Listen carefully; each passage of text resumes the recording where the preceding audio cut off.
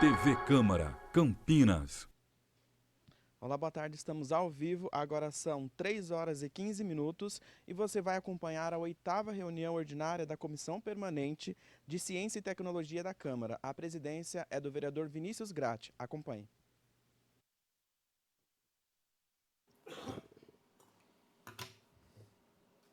Boa tarde a todos e a todas. Quero agradecer aqui a presença da professora Sandra Ávila, do Instituto de Computação da Unicamp, também o Johnny Cunha, que é comendador e doutor, e bem como a todos aqueles que estão presentes aqui no plenarinho, nos acompanhando pela TV Câmara. Então, eu com isso declaro aberto os trabalhos da 8ª reunião ordinária da Comissão de Ciência e Tecnologia, a qual tenho a honra de poder presidir aqui nessa casa. E hoje nós falaremos um pouquinho a respeito do tema inteligência artificial. O tema será: você sabe o que é inteligência artificial? Ela já está mudando a sua vida. Nossa convidada, então, é a professora do Instituto de Computação da Unicamp. Ela é doutora em Ciência da Computação, com duplo diploma pela Universidade Federal de Minas Gerais e também pela Universidade Paris-Sorbonne, em 2013. Também mestre em Ciência da Computação pela UFMG em 2008 e bacharel em Ciência da Computação pela Universidade Federal de Sergipe. Também foi pesquisadora científica e pós-doutorado na Unicamp, na Faculdade de Engenharia Elétrica e Computação e em convênio com a Samsung. Também foi presidente e vice-presidente do I3E na seção Sul Brasil. Em 2018 e 2019, a professora Sandra Ávila ganhou os prêmios Google Latin America Research Awards. Suas pesquisas estão voltadas para as áreas de inteligência artificial, aprendizado máquina e visão computacional com ênfase na saúde, análise de conteúdo sensível, agricultura de precisão, entre outras aplicações. Então eu queria passar aqui a palavra à doutora Sandra, para que ela possa fazer aqui a sua apresentação e depois nós fazemos aqui mais comentários. Muito obrigado pela sua presença, doutora.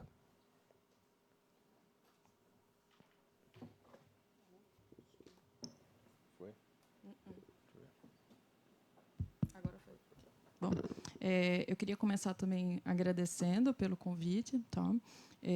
Realmente é um prazer estar aqui e poder falar sobre coisas que eu realmente sou apaixonada, tá? As coisas que eu pesquiso. Eu vou ficar de pé, tá? À vontade. Vou te dar um pouco de espaço. Como professora, a gente não consegue falar sentado.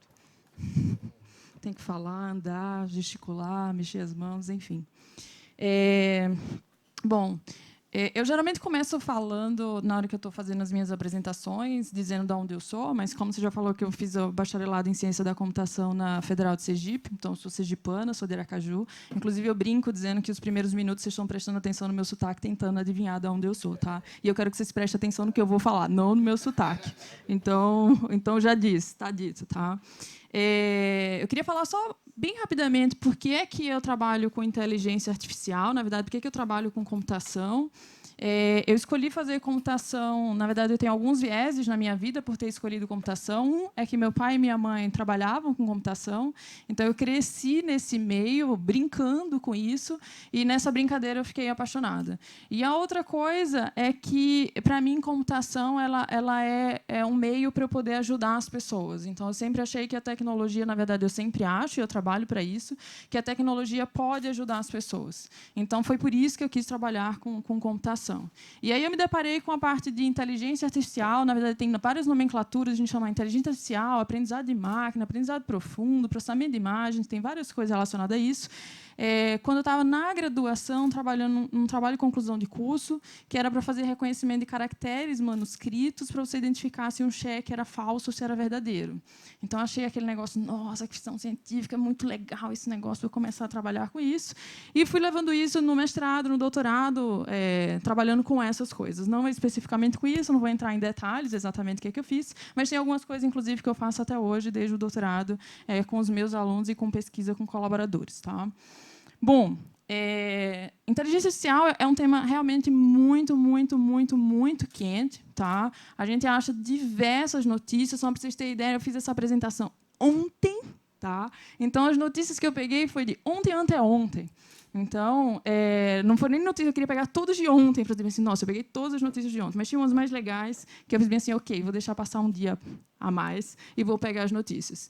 Então, a gente tem muita coisa aqui que está acontecendo em diversas áreas. Então, na área de agricultura, que é uma coisa que eu vou falar, na área da educação, que eu não vou tocar no assunto, tem realmente muita coisa, tanto para entretenimento, como é que a gente melhora através dessa inteligência artificial o que a gente está lidando, e como é que a gente consegue realmente resolver problemas que a gente nem está resolvendo.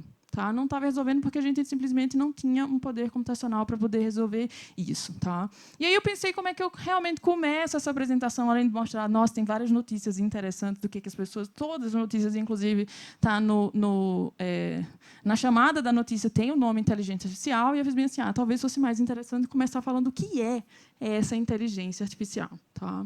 E aí, quando eu estava pensando como é que eu vou falar o que é essa inteligência artificial, eu fiz, bom, talvez seja interessante dar um passo mais para trás e falar, na verdade, do que é inteligência. Tá?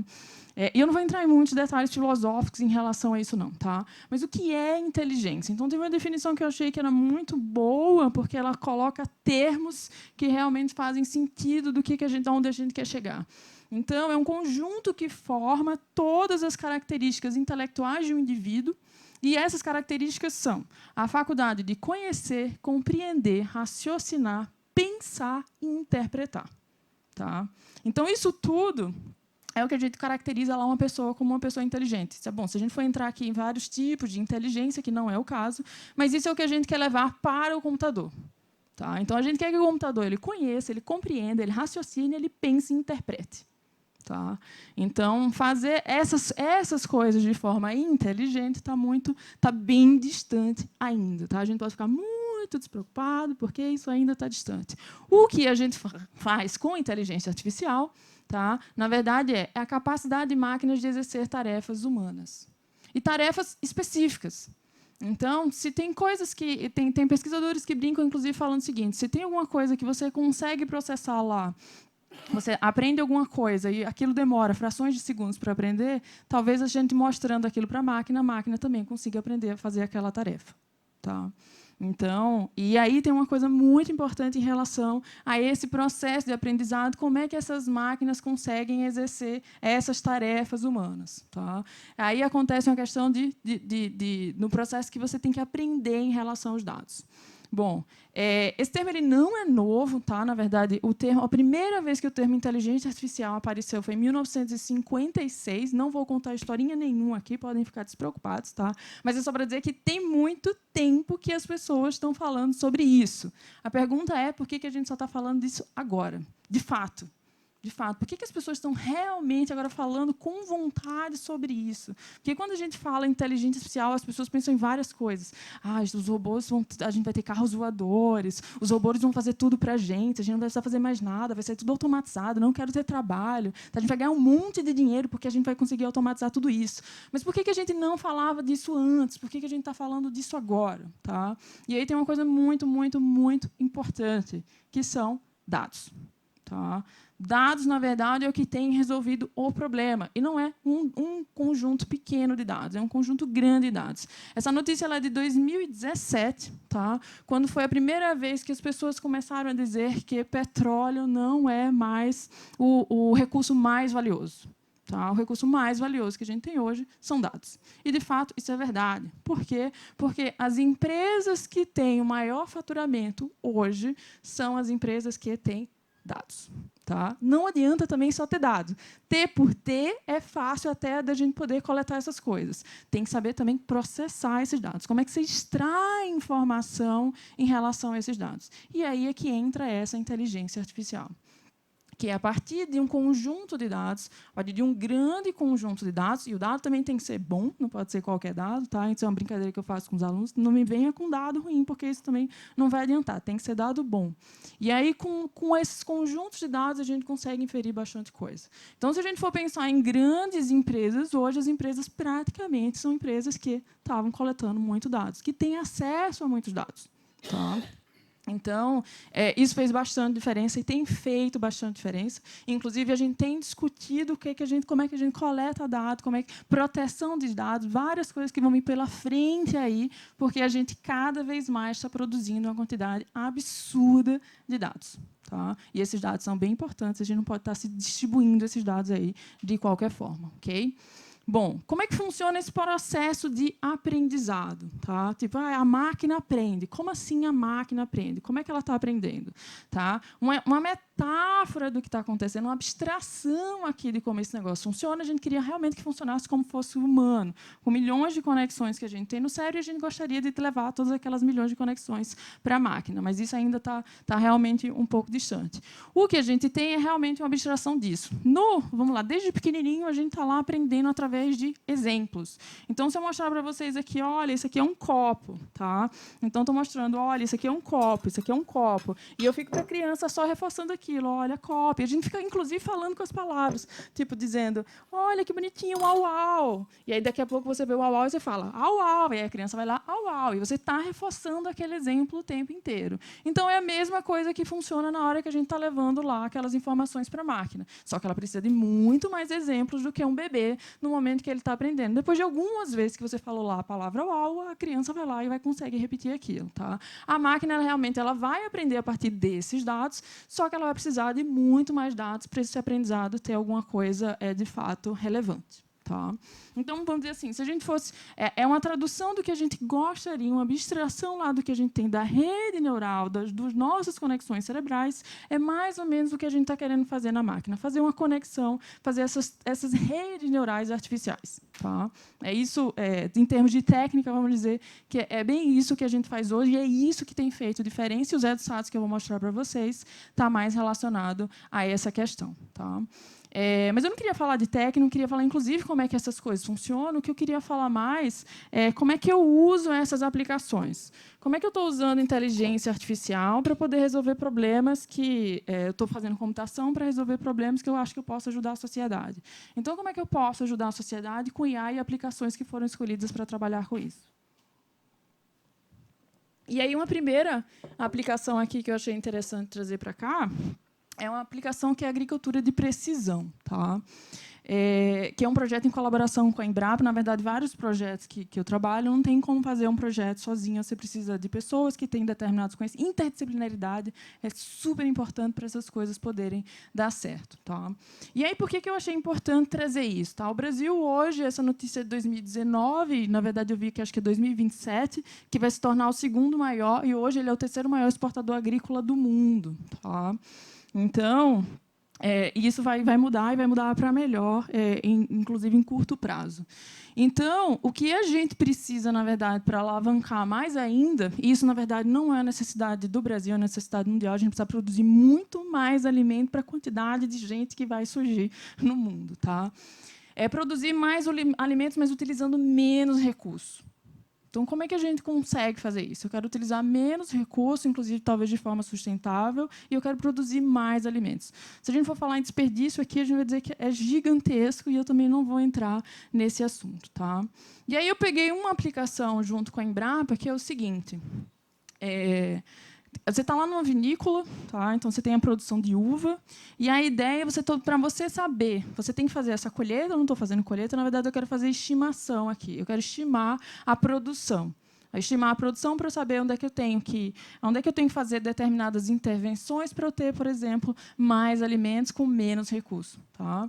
Então, a ideia aqui é fazer o seguinte: você passar com um robô em todas essas, em cada uma dessas parreiras aqui, tá? Dessas videiras, e você identificar, esse robô está identificando o que é cacho de uva e o que é folha. Na verdade, folha aqui ele nem é importante, a gente começou só para saber se a gente conseguia identificar essas duas coisas aqui. Tá?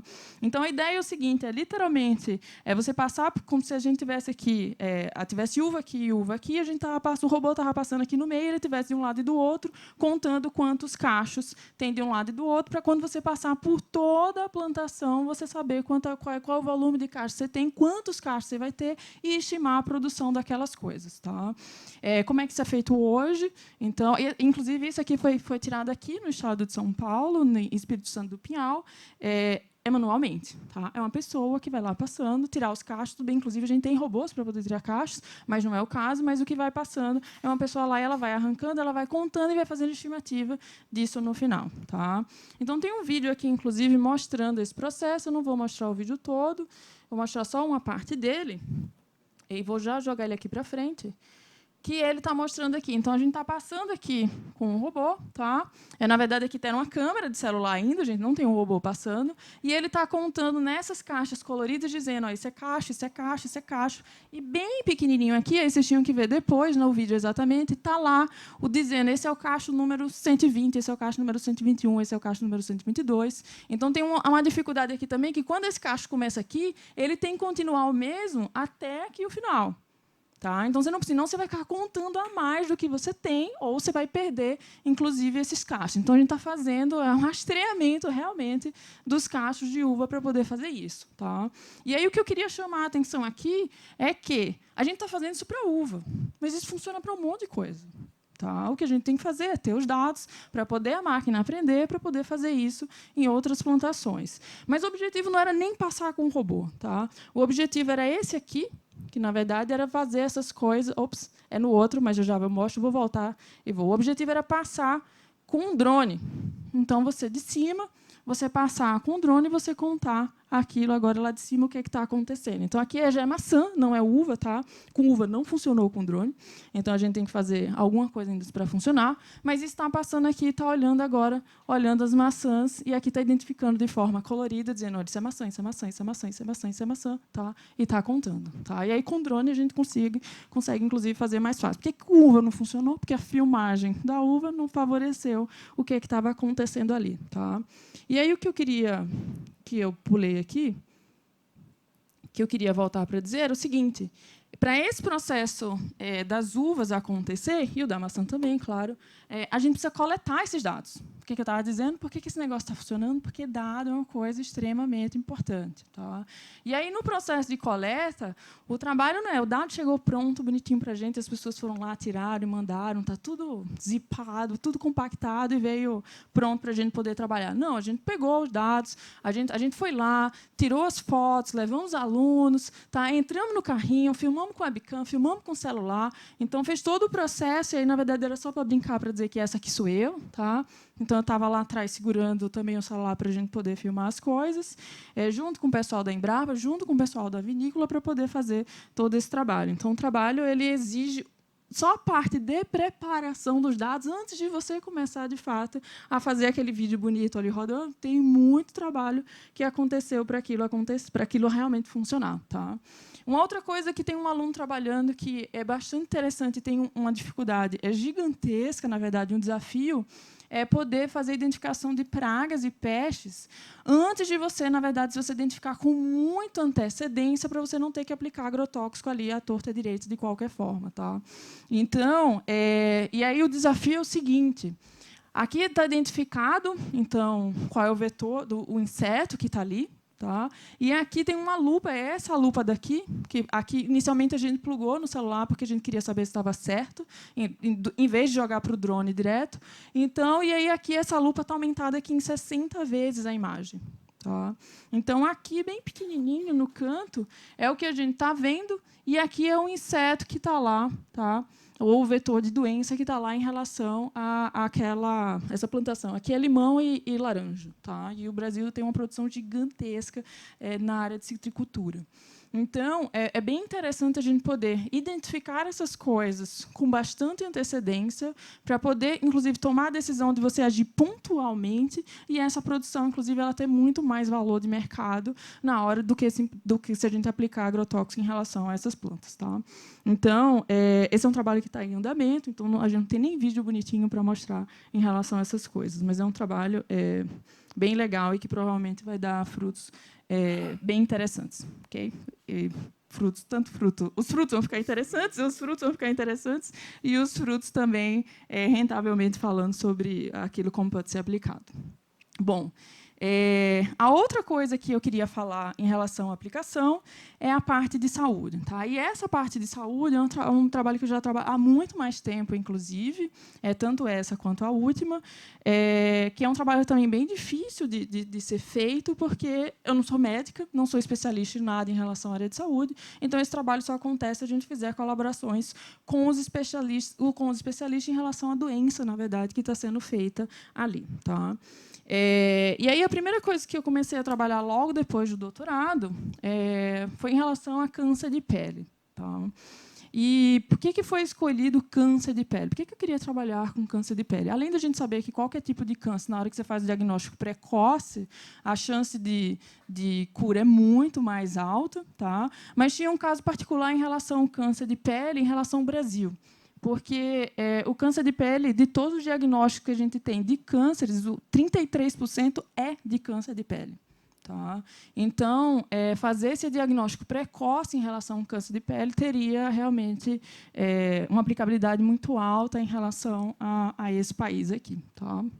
Bom, existem vários tipos de câncer de pele, e o que a gente começou, como grupo, a trabalhar foi o melanoma. Por que o melanoma? Porque o melanoma ele é o câncer de pele mais agressivo. Tá? A cada hora, uma pessoa morre de melanoma. Toda vez que eu vejo, inclusive, esse dado, eu fico bem impressionada. E, na hora que eu falo, as pessoas falam, mas a cada uma hora, eu fiz a cada uma hora. Tá? E é muito simples, se você pensar no tipo de problema que você tem aqui, porque é uma lesão que você está ali vendo, e aquilo você pode remover aquela lesão, até mesmo dentro de um consultório. Então, se aquilo for diagnosticado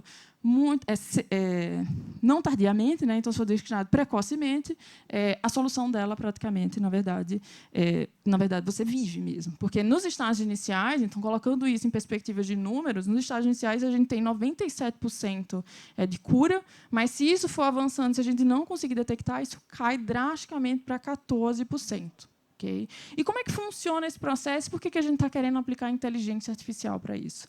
Porque o processo em relação aos médicos é você fazer um reconhecimento de padrão. Ou seja, a partir de determinados dados, você vai encontrar os padrões que tem ali e você vai vai tomar uma determinada decisão. Então, se a gente for fazer isso usando inteligência artificial, o processo funciona da seguinte maneira. Em relação ao médico, ele vai lá, o paciente vai no consultório, ele olha a imagem usando geralmente um aparelhinho desse daqui, que é um dermatoscópico, e aí ele está conseguindo ver imagens, na verdade, em profundidade. Eu acho que eu tenho algumas imagens aqui, é isso mesmo. Então, esse tipo de imagem, na verdade, que está chegando para o médico, né, cada uma dessas daqui, e aí ele consegue fazer análise de padrão do que está aqui e consegue tomar uma decisão em relação se a pessoa tem um câncer maligno ou câncer benigno. Tá? Ou se é uma lesão maligna, desculpa, é uma lesão benigna. Então, se você pensar em termos de máquina, isso é muito fácil, tá, da gente poder ir lá e tentar ensinar, através desses exemplos aqui, para a máquina poder aprender isso. Okay? Então, é um câncer que é bastante comum no Brasil e que teria um impacto gigantesco se a gente conseguir fazer predições em relação a isso. Esse trabalho ele começou em 2014, então, só para ter uma ideia, e ele alavancou, já que dado é tão importante para quem trabalha com essa área, geralmente, como é que essas coisas funcionam bem? Tá? Elas alavancam assim, no sentido de que tem um monte de gente trabalhando no mesmo problema quando tem competição. Tem competição, geralmente, quando vem competição, vem dado, porque as pessoas não vão competir sem ter um conjunto de dados para todo mundo trabalhar.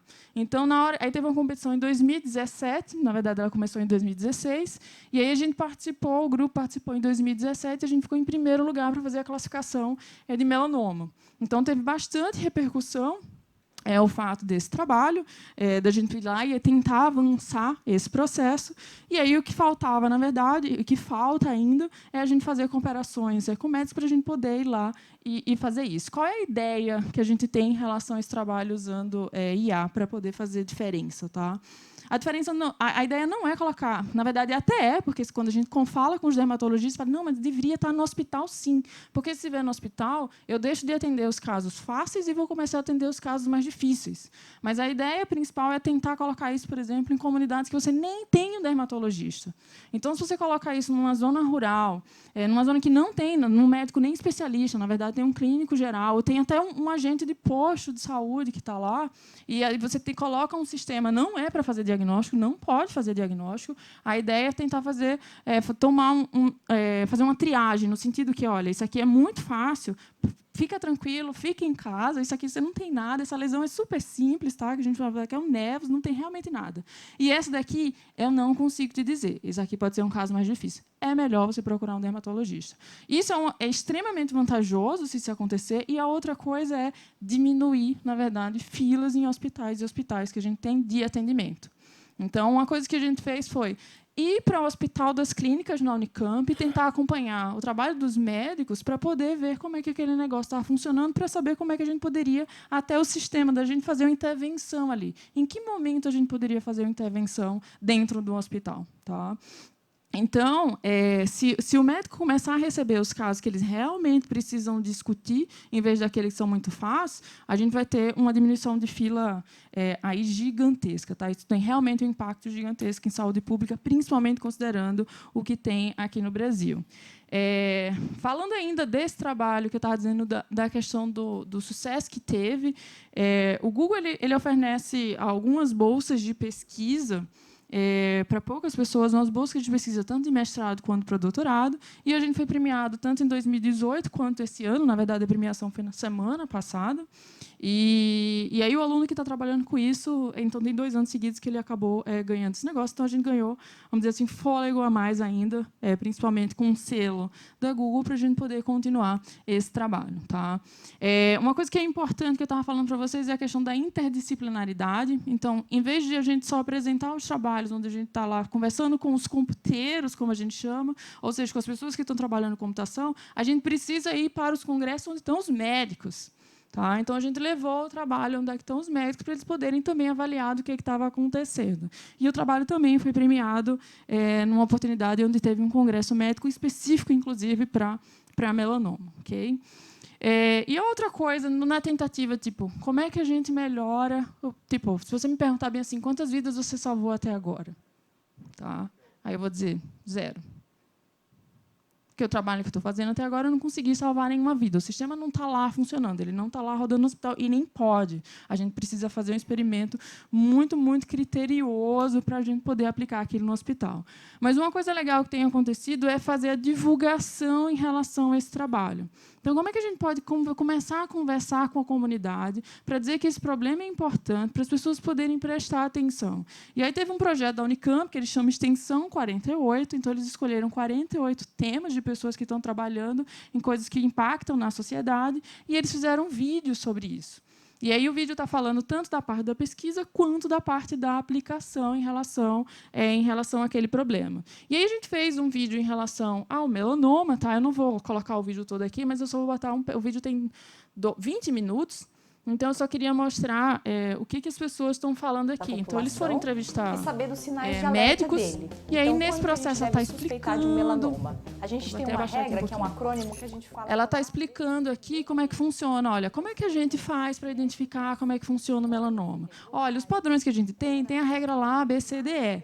E ela está lá contando, olha, então, A é quando as bordas são assimétricas, B, C é quando tem a coloração é diferente. Então, ela está contando, inclusive, para as pessoas poderem começar a prestar atenção. Porque, se você for conversar com os dermatologistas, eles vão dizer assim, o mais importante é começar com a educação. Então, se a gente começar a educar as pessoas para fazer isso, as pessoas, inclusive, vão começar a ir para os consultórios, e a gente acaba salvando realmente vidas dessas pessoas. Tá? E aí, depois, a gente conta como é que funcionou de fato. E aí tem toda a explicação da pesquisa aqui para frente. E aí tem toda a explicação da pesquisa aqui para frente, a gente contando como é que a gente fez, quais foram as técnicas que a gente utilizou, e aí, entrando em termos técnicos de verdade, para as pessoas, inclusive, se as pessoas estiverem interessadas em fazer parcerias, a gente pode juntar essas coisas para tentar resolver esse problema. Tá? Bom, um outro problema, e esse é muito recente, que eu comecei a trabalhar, tá? E ele já começou, inclusive, com um impacto bastante significativo, foi falando sobre doenças cardíacas crônicas. Então, uma coisa bem interessante nessa parte de inteligência artificial é que o negócio está tão... as pessoas estão falando tanto sobre isso, que antes a gente, da computação, a gente chegava para as pessoas bem assim, nossa, eu queria trabalhar com melanoma, eu queria trabalhar com câncer de pele, eu queria trabalhar com coisas desse tipo. E aí você chegava para falar, às vezes, com alguns médicos, mas o médico não tinha tempo, normal, a gente também não tem. Então, está todo mundo correndo, né? E aí ficava difícil disso acontecer. Então, hoje, o que está acontecendo, como eu trabalho com a parte de IA, então eu estou vendo os médicos chegarem até a gente para a gente poder começar a conversar sobre isso. Olha, vamos juntar as nossas competências, você lá na computação e eu aqui conhecendo, por exemplo, os conhecimentos em relação à cardiologia, para a gente tentar resolver esse problema junto. Tá? E aí foi o que aconteceu aqui. Esse trabalho a gente começou, foi nesse ano, e a gente já começou a testar coisas. Então, aqui, até o título da reportagem, Unicamp testa modelo de inteligência artificial em pacientes com doenças crônicas, com doenças cardíacas crônicas. Tá? Nesse projeto aqui tem 2 pessoas da computação e todas as outras pessoas são da área da cardiologia. Tá? Então, isso também é bem interessante, porque geralmente é o contrário. A gente tem um médico na equipe e todas as outras pessoas são da computação. E por que eu estou falando disso? Tá? Bom, os experimentos que a gente já fez, todas as coisas que a gente estava avaliando, tem um conjunto de dados bem bom, um conjunto de dados que começou a ser coletado em 2006, tá? E até 2018, ou seja, a gente tem vários exames de vários pacientes para poder trabalhar com isso, e aí sim isso faz diferença. Era por isso que eu estava falando de dado. Então, aqui, o sistema que a gente fez, ele já consegue prever 92% dos eventos clínicos em um paciente. Ou seja, se o paciente está lá no hospital, e aí você passa os dados dele no modelo, você descobre, por exemplo, olha, pode mandar ele para casa, que ele não vai ter nada. Tá? Ou não, a gente tem que fazer uma intervenção agora. Vai para a mesa de cirurgia. Claro que não vai ser o modelo não vai ser a máquina que vai tomar essa decisão. Tá? Ela vai dar esse suporte para a pessoa. Mas antes o que estava acontecendo era que todo mundo aqui, desses 92%, todo mundo, por exemplo, ficava no hospital. Tá? Então, aqui a economia que foi estimada, a gente consegue fazer uma economia de 50 milhões por ano para os hospitais brasileiros. Simplesmente porque a gente pegou aqueles dados, treinou o modelo de inteligência artificial e agora a gente tem um modelo melhor para tomar decisões melhores, para dar um suporte, por exemplo, àqueles cardiologistas para tomar uma decisão melhor. Tá? Deixa no hospital, manda para casa, o que a gente faz? Tá? Então, isso eu acho particularmente bastante interessante quando a gente, inclusive, começa a quantificar o quanto é que a gente está ganhando na hora que a gente está aplicando essas coisas. Tá? Isso pode ter ainda muito, muito, muito mais impacto, porque a gente está avaliando dados de uma região específica. Então, se você começa a fazer mistura de dados de várias regiões, então, se a gente for pegar vários hospitais brasileiros e a gente começa a fazer, de fato, esse aprendizado em relação aos dados, tenho certeza que a gente vai descobrir coisas muito mais interessantes, inclusive muito mais impactantes. Tá? E a outra aplicação que eu queria falar aqui é a aplicação que fala sobre, na verdade, conteúdo sensível, análise de conteúdo sensível. Eu comecei a trabalhar isso lá no finalzinho do mestrado, ou seja, em 2008, quando eu estava lá, e continuo trabalhando com isso. Tá? E é uma pesquisa que, em parte dessa pesquisa, ela acontece em colaboração com a Polícia Federal. Okay? E o que eu estou falando aqui de conteúdo sensível? O que eu quero dizer aqui quando eu estou falando de conteúdo sensível? Conteúdo sensível, inclusive, a gente vê isso o tempo inteiro nas redes sociais, quando aparece coisas desse tipo. Então, está lá borrado a imagem ou vídeo dizendo que aquela foto, por exemplo, pode mostrar um conteúdo violento ou alguma coisa explícita que a gente não gostaria de ver. Tá? Aquilo vai fazer algum mal de alguma forma. O conteúdo sensível que eu estou falando aqui vai nessa linha também. Então, na linha que você não quer ver alguma coisa que seja, por exemplo, pornografia, violência, pedofilia, na verdade, já entra em uma coisa muito mais séria, numa coisa que nem deveria estar disponível. Okay? E aí, esse trabalho, eu já falei que tem bastante tempo que eu trabalho com isso, eu vim para cá, para a Unicamp, inclusive, para poder trabalhar com essas coisas. e que era para trabalhar especificamente com o conteúdo que era do tipo de pornografia e violência. Então, como é que eu faço para filtrar, para bloquear esse tipo de conteúdo para criança especificamente? Tá? E as crianças vão estar onde? Ela vai estar olhando isso lá no celular, ela vai estar olhando isso lá na TV, vai estar passando alguma coisa em algum momento, em algum desses dispositivos que a gente tem hoje, a gente está conectado, inclusive, o tempo todo. Então, como é que a gente faz isso? Tá? Então, a gente tem uma abordagem que ela filtra até 97% desse tipo de conteúdo indesejado. Tá? Foi uma base de dados que a gente teve que criar a base de dados. Novamente, dado é super importante, então, sem dado, a gente não consegue fazer isso. E esse trabalho também ele rendeu frutos bem interessantes, tanto da parte de pesquisa, como a gente fala, né, eu estou no Unicamp por causa disso, mas na parte também, inclusive, de divulgação para a sociedade, as pessoas descobrirem que a gente estava fazendo aquilo. Tá? Então, isso foi muito legal. E uma outra coisa que eu comecei a trabalhar tem mais ou menos uns 2 anos, 1 ano, 2 anos, é um outro tipo de conteúdo, e isso foi uma preocupação por acaso, eu me esbarrei por acaso nesse tipo de conteúdo, que é um tipo que a gente chama de, na verdade, a comunidade ela chama de Elsa Gate. Tá? Não sei se vocês já ouviram falar sobre isso, então eu já fico feliz só de poder passar a mensagem do que é que significa isso, principalmente para as pessoas que têm filhos e estão lá e a criança está lá conectada o tempo inteiro. O que é esse tipo de conteúdo? Ele começou em 2014, ou seja, a gente está em 2019, e é a personagem da Elsa lá que tinha do filme lá do Frozen, e a Elsa ela está em situações que podem ser consideradas perturbadoras para uma criança. Tem algumas coisas que são perturbadoras, vamos dizer assim, no nível que a gente pode dizer que é leve, e tem outras coisas que são realmente assim impressionantes. Então, por exemplo, a criança, do mesmo jeito que a gente aprende por exemplo, só que a criança, numa determinada fase da vida, ela ainda não está conseguindo discernir o que é certo e o que é errado. Então, um exemplo que é bastante característico é aqui a Minnie está cortando a orelhinha do Mickey. Tá? E aí, na hora que você está vendo isso, a Minnie está cortando a orelhinha do Mickey. Então, vai lá, uma criança está vendo aquele vídeo, ela acha aquele negócio, olha, que legal, vou cortar a orelha do meu irmão. Eu vi lá no desenho e eu posso fazer isso também. Tá? Realmente, aprende por exemplo. Tá? Então, e esse conteúdo ele não está assim, você não senta lá do seu lado, o seu filho está lá do seu lado e você olha para ele e ele está vendo aquilo. Não, ele não está vendo aquilo. Tá? Na verdade, o vídeo ele começa com alguma coisa que não tem nada a ver com o que está aparecendo nessas imagens. Daqui a pouco, aquele conteúdo aparece no meio do vídeo e depois ele é como se fosse uma historinha que estava sendo contada. Tá? Então, isso tem demais no YouTube. Tá? O YouTube está com a política, inclusive, de tentar desmonetizar esses tipos de vídeo, mas está lá. Tá? Então, está lá. Ela diz, mas meu filho não vai achar isso, ele não vai procurar por isso. Mas a questão não é que ele procura, é porque, na hora que está lá, que você está vendo um vídeo, você vê um vídeo que é muito parecido com esse, e aí ele vai recomendar outro vídeo que é parecido com esse, ele vai recomendar outro vídeo que é parecido com esse, e ele recomenda esse vídeo depois. Tá? Então, o problema é nesse esquema de recomendação. Então, está lá recomendando, você chega.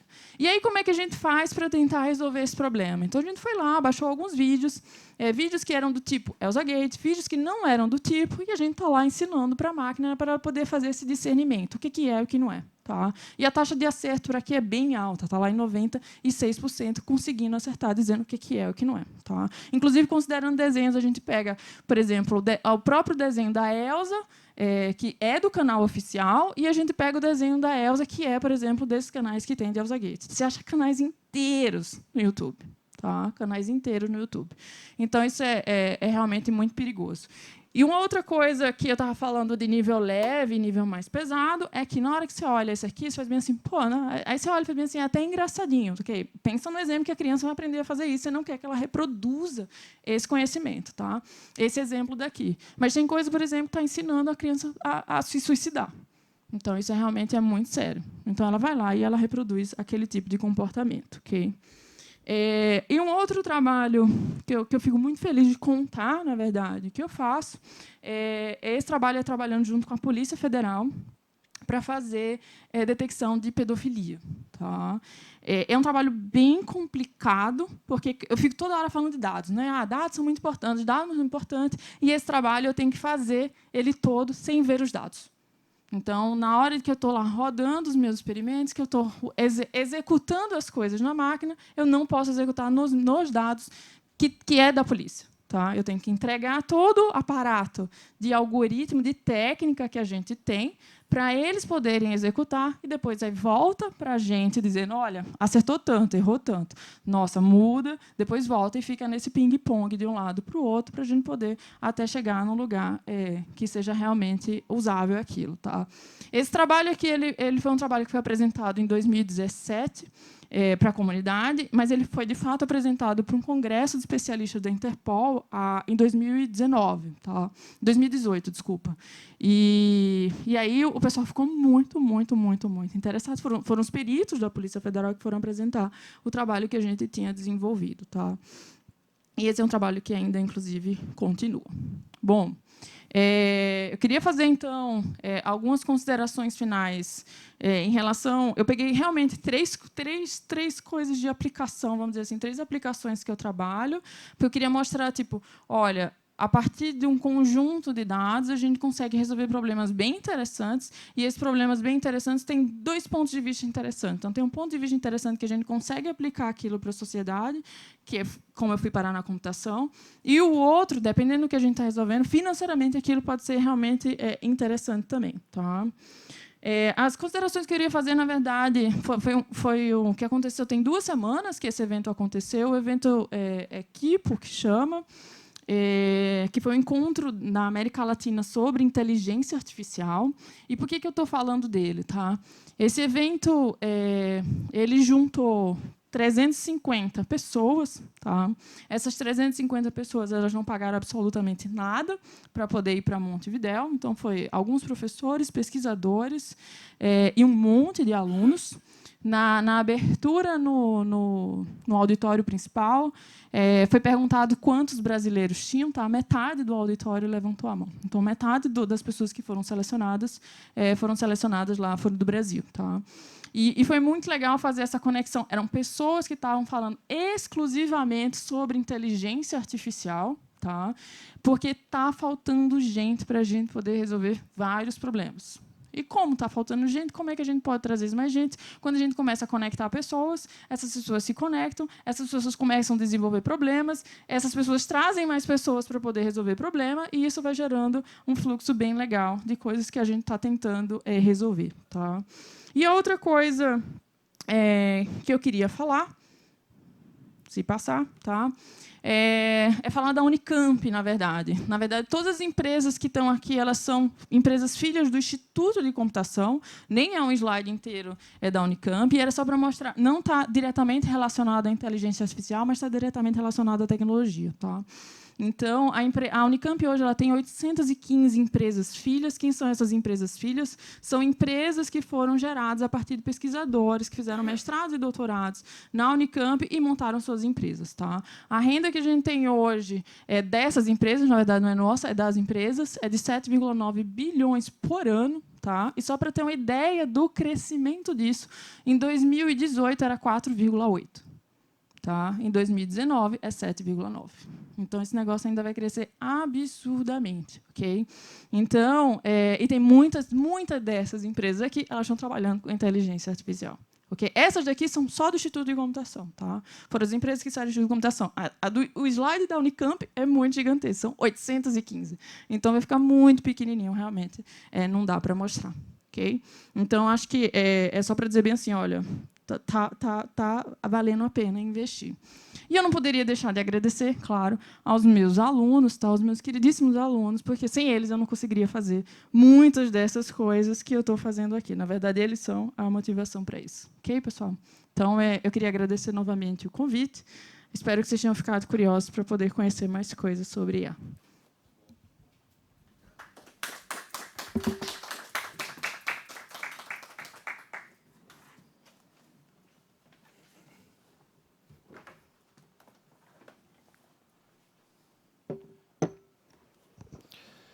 Quero agradecer aqui a professora, a doutora Sandra Ávila, fez essa brilhante apresentação. Confesso que nós estávamos curiosos e ansiosos por sua apresentação nos últimos dias e ficou bem além aí da nossa expectativa. Parabéns. Eu queria agradecer também a presença do Carlos Artioli, que é representando aqui o vereador Gustavo Peta, também o Júlio Martello, que é chefe de gabinete do vereador Tenente Santini, estão aqui também prestigiando no plenarinho a apresentação da doutora Sandra Ávila. Eu vou, se alguém quiser fazer alguma pergunta, alguma consideração, eu passo aqui a palavra. E também queria fazer uma consideração sobre a sua apresentação, professora Sandra, que assim, né, ficou muito claro do uso prático mesmo da questão da inteligência artificial. Você trouxe aqui exemplos na área da agricultura, da saúde, mesmo da segurança, e eu achei muito interessante, né, porque que isso avance, né, cada vez mais. Minha pergunta é no sentido de que como que você demonstrou aí algumas interações, né, em eventos, mas como que se dá também na prática essa interação em relação aos países, né, no mundo inteiro, também entre as universidades, como que se dá essa interação, essa troca, se isso se dá naturalmente, se é fácil essa troca, ou se o pessoal costuma segurar um pouco mais, questões de patentes, essas coisas, né, no que diz respeito à informação em relação à inteligência artificial. E outra pergunta eu já vou lembrar e já te faço em seguida. Tá. Tá ligado. É uma excelente pergunta, porque houve uma mudança bem drástica em relação à comunidade que está trabalhando com essas coisas. Vou tentar explicar rapidamente. Como é que funciona o processo de você fazer essa divulgação da pesquisa? Você está lá estudando na universidade, você pesquisa por alguns anos a um determinado tema, aí você descobre alguma coisa interessante que você quer divulgar para a comunidade científica. E aí, esse processo de divulgação, você vai apresentar aquele trabalho, você vai submeter aquele trabalho para uma conferência, ou você vai submeter aquele trabalho para uma revista. Uma revista, ele vai ficar disponível e você não tem que ir lá fazer essa apresentação. Uma conferência, depois que você faz a submissão, você tem que ir lá fazer aquela apresentação e apresentar para as pessoas aquilo que quais foram os seus achados em relação àquele determinado tema. As coisas estão avançando tão rápido, que o que a comunidade tem feito é disponibilizar o que ela achou no meio público. E esse meio público que a gente tem disponibilizado é um archive, é um repositório de arquivos, de artigos. Então, a partir do momento que você já achou alguma coisa, você encontrou o seu resultado, você escreveu sobre aquele resultado, porque senão as pessoas não vão entender o que você está fazendo, você disponibiliza aquilo está público. Então, isso é bem impressionante, porque isso não era nem um pouco comum, porque as pessoas seguravam os seus resultados, porque ela vai publicar aquele trabalho, depois que publicar aquele trabalho pode virar, por exemplo, uma patente. Essas coisas não vão deixar de acontecer, tá? Porque as pessoas publicaram aquilo, até porque a patente ela vai ser provavelmente alguma coisa muito maior do que aquele artigo, mas é para dizer o seguinte, tá tão rápido essa comunicação, esse processo de tentar avançar a ciência, que as pessoas não estão mais segurando para elas aquela informação, elas estão lá disponibilizando. Em relação à comunidade de conversa, da comunidade tanto no Brasil quanto fora, isso acontece muito mais, e acontece por meio dos alunos, quando a gente vai, e aí eu estou falando de universidade, quando a gente tem... os alunos vão fazer, a gente chama um doutorado de sanduíche, ou um mestrado de sanduíche, ou seja, vai ficar um tempo lá, depois o professor ele vai para lá, para aquela universidade, e aí a gente troca, e aí a gente compartilha essas informações, depois a gente está escrevendo um artigo junto, aí a gente está fazendo um trabalho junto, depois a gente está fazendo uma patente junto, e aí essas coisas vão acontecendo. Então, essa comunicação do aluno ir lá e passar um tempo... Então, a gente tem bolsas específicas para isso, né, o CNPq e a CAPES, inclusive, que ele tem que você vai fazer, ou vai fazer um doutorado todo fora, que a gente chama de doutorado pleno, ou você vai fazer um doutorado de sanduíche. Então, isso é realmente muito importante para poder fazer essa colaboração internacional. E o trabalho, com certeza, ele fica muito mais interessante, porque são pessoas que não pensam, já começa de pessoas que não pensam do mesmo jeito. Então, quando você mistura pessoas que têm que, primeiro, encontrar uma linguagem comum para poder conversar, para poder avançar, significa que cada uma tem que entender a outra. E, nesse processo de entender a outra, vai sair coisas interessantes. Então, isso é realmente importante. Eu acho que eu lembrei a segunda pergunta Legal. que eu ia fazer. Também, você lembrou bem a questão dos laboratórios, né, que fazem esse trabalho também. Nós tivemos recentemente visitando lá nos CIROS e nos laboratórios vizinhos. E foi muito interessante também essa visita, que ajudou a esclarecer bastante. Isso, inclusive nisso que você falou também. Na questão da... quase esqueci de novo, mas agora já lembrei novamente em seguida. Quando você fala em alimentar o processo com informações, então, por exemplo, você até mostrou lá a questão das uvas e tal.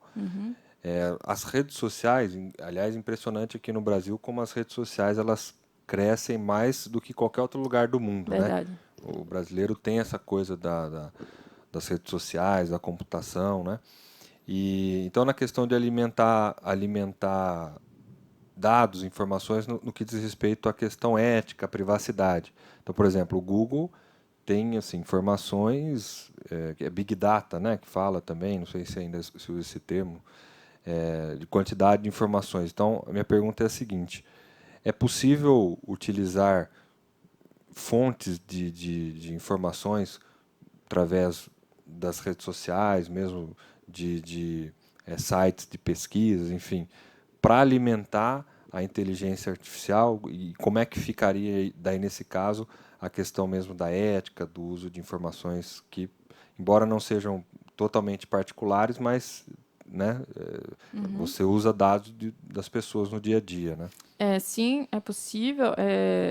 Abrindo um parênteses, mas continuando no assunto, eu tenho um aluno que está trabalhando com... Eu e a professora Esté, também do Instituto de Computação, a professora Esté Colombini, a gente está trabalhando com um aluno que é para fazer identificação... A gente tem as hashtags do Instagram, Facebook, Twitter, coisas do tipo, que é para cego ver. Não sei se vocês já viram. Tem uma hashtag que chama para cego ver. Essa hashtag para cego ver é uma audiodescrição do que está na imagem. Então, uma pessoa cega, né, não é do mesmo jeito, inclusive você não pode nem usar muitos adjetivos, você não vai dizer assim, olha, que imagem bonita. Não, você vai dizer, essa imagem contém isso, isso e aquilo. Isso, exatamente. Então, a gente está pegando esses dados, todos os dados que a gente tem, a gente baixou de redes sociais, mas de perfis que são públicos.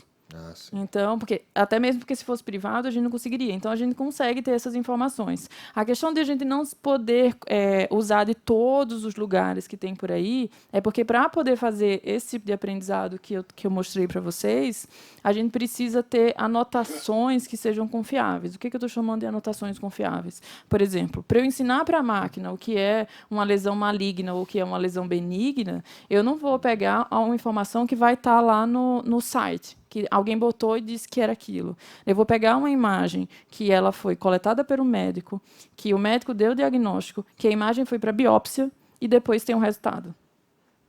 Entendi. E essa informação talvez não esteja tão facilmente, nem seja confiável por aí. Porque, senão, o sistema ele não funcionaria da forma como funciona. O dado tem que ser confiável. E, necessariamente, ele não vai ser. Entendi. É por isso. Perfeito. Maravilha. Muito bom. Esclareceu bem. Alguém quer fazer alguma pergunta? Carlinhos? Tem que, acho que usar o microfone, né?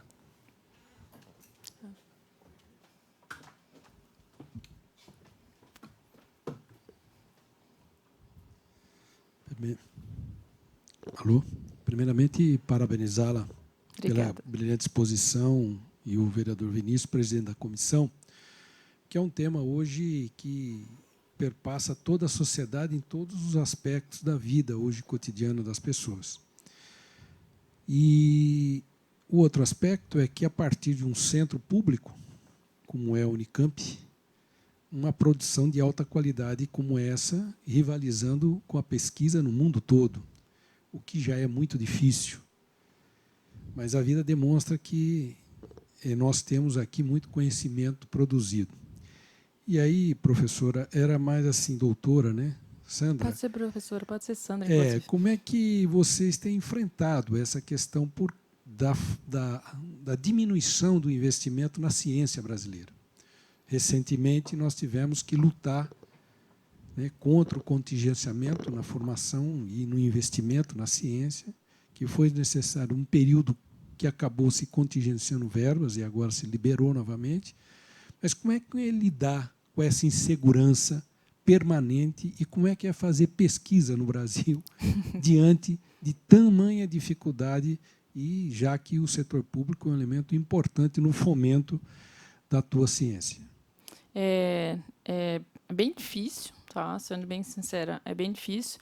E o que eu vejo que, assim, é de partir o coração, vamos dizer assim, é quando eu tenho excelentes alunos e esses alunos, por uma questão financeira de falta de bolsa, ou dos valores das bolsas, inclusive, porque a gente tem 2 problemas bem gigantescos aí, tá? O primeiro é o valor que a gente tem essas bolsas, elas deveriam ser realmente muito mais altas, e o segundo é a quantidade que tem de financiamento para essas pesquisas. E é difícil porque eu vejo os alunos não querem abrir mão disso, abrir mão no sentido de eles não querem deixar de fazer um mestrado e um doutorado, então o que acontece é que eles vão fazer esse processo trabalhando. E aí a gente realmente perde competitividade, porque a gente, em vez de ter pessoas exclusivas na pesquisa, pensando naquele problema dia e noite, e a gente fica pensando dia e noite mesmo, tá? A pessoa vai estar com um tempo que ela vai procurar um trabalho porque ela precisa se financiar de alguma forma, tá? Mesmo as bolsas sendo pequenas, então tem gente segura. Então, por exemplo, eu me sinto desde de muito tempo, eu sou uma pessoa privilegiada, porque no sentido que se as coisas apertassem para mim, eu vivia o tempo todo de bolsa, mas se as coisas apertassem para mim, eu podia dizer, mãe, por favor, me ajude. Entendeu? E tem pessoas que não podem fazer isso. Então, as pessoas não vão simplesmente continuar um mestrado e um doutorado com aquele valor, sabendo que ela poderia, e ela vai ganhar, inclusive, muito mais se ela for trabalhar numa empresa. Então, nesse ponto, eu acho que é o ponto principal quando eu vejo pessoas brilhantes abrindo mão de fazer a pesquisa em determinada área, com problemas super relevantes. Então, na situação que a gente tem, e vocês conseguem ver os resultados que eu mostrei, que particularmente, e aí eu estou enviesada, que são bem interessantes, a gente consegue ter resultados realmente competitivos, e ainda as pessoas não estão inteiramente dedicadas para fazer aquilo. Então, se a gente tivesse pessoas inteiramente dedicadas para fazer aquilo, então a gente teria realmente soluções talvez mais interessantes. Uma coisa que está acontecendo, e talvez seja particular para a computação, é que as empresas estão se envolvendo mais. Então, como está faltando muita gente no mercado, então a ideia é fazer o seguinte, eu vou tentar injetar bolsas com forma de doação mesmo, tá?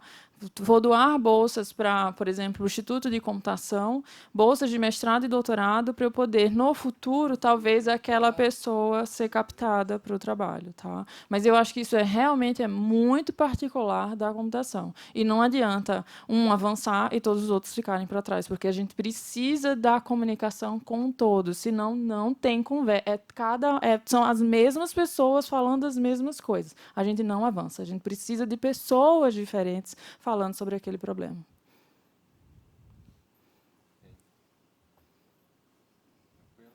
TV Câmara, como estamos? No horário? Dá para mais uma meia hora aí? Tranquilo? Não? Johnny, quer falar? Tranquilo? Quer cantar? Nada? Tranquilo? Doutora Sandra, eu quero mais uma vez te parabenizar. Você tem esse seu trabalho na área científica, na área tecnológica, mas eu a vejo também em você uma certa liderança, né? Você já presidiu aqui entidades, quem dera um dia tê-la também, quem sabe na política, deputada Sandra, vereadora Sandra, seria muito bom para nós, seria algo que abrilhantaria muito a política no nosso Brasil. Não sei se você pensa nisso, mas se não pensa, vamos começar a pensar, porque ajudaria muito a gente aqui. Então, agradecê-la, te passo a palavra para alguma consideração final, para que a gente possa encerrar aí a nossa reunião. Bom, eu queria novamente agradecer pela oportunidade. Como eu falei, é muito fácil para mim, porque eu falo de forma apaixonada pelas coisas que eu faço. Eu realmente acredito que a computação ela está aqui ela pode ajudar as pessoas, e é dessa forma que eu tento usar essa computação. Falando agora de inteligência artificial, eu só falei um pouquinho, então, para ter uma ideia do que é aquilo. Eu realmente, e eu espero ter conseguido passar essa mensagem dizendo que isso é realmente muito, muito, muito poderoso e que a gente precisa falar mais sobre isso, porque isso vai impactar fortemente as nossas vidas. Tá? Então, vamos falar mais sobre isso. Oh, muito Tá. bom. Sandra, doutora Sandra, muito obrigado pela sua presença aqui na 8ª reunião ordinária da Comissão de Ciência e Tecnologia. Quero agradecer a todos os presentes, a todos que nos acompanharam pela TV Câmara. Também nós teremos essa apresentação disponível também através das redes sociais pela TV Câmara. Muito obrigado. Declaro encerrado a presente reunião ordinária. Muito obrigado.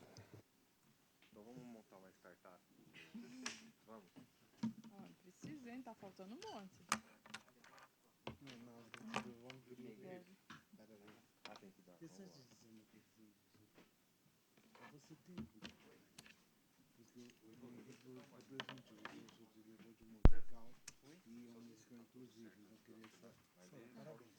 Fala, meu mestre, tudo bom? Que rosa? Você tá por aqui hoje? Hã? Você vai todo enfeitado. Eu sempre dou enfeitado assim.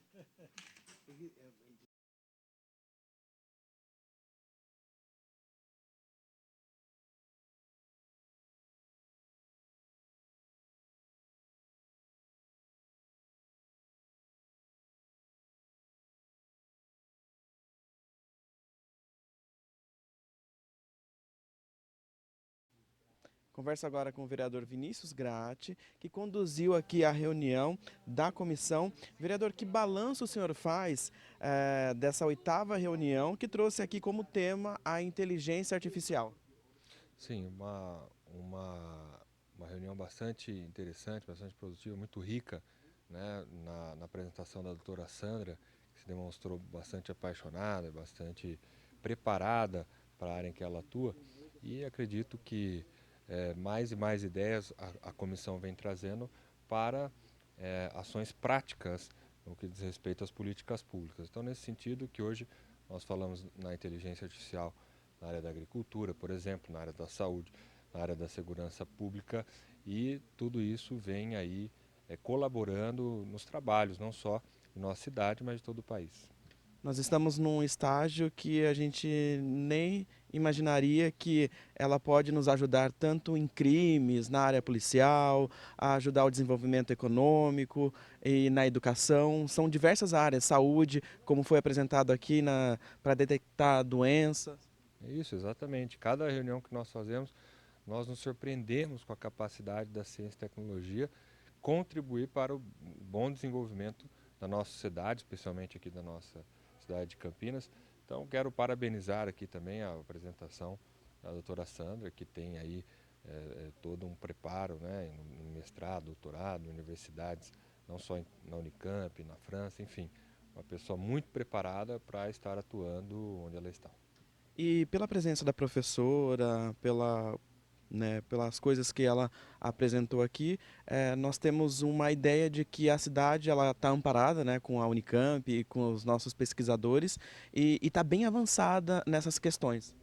Sim, sim, exatamente. Então isso demonstra aí, especialmente a universidade, a Unicamp, que é aqui de Campinas, demonstra aí toda a produção rica, né, no que diz respeito nessa questão da ciência e tecnologia, e a inteligência artificial, como bem ela colocou, já vem desde a década de 50 e todos os dias atualmente vem crescido muito a capacidade produtiva desse tema. Então, acredito que nas próximas décadas aí nós veremos grandes avanços nessas áreas, especialmente trazidas aqui pela Unicamp, pelas universidades da nossa cidade.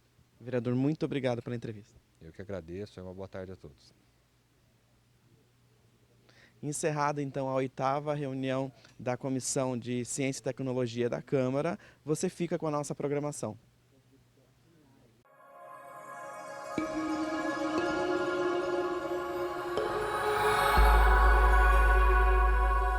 TV Câmara, Campinas.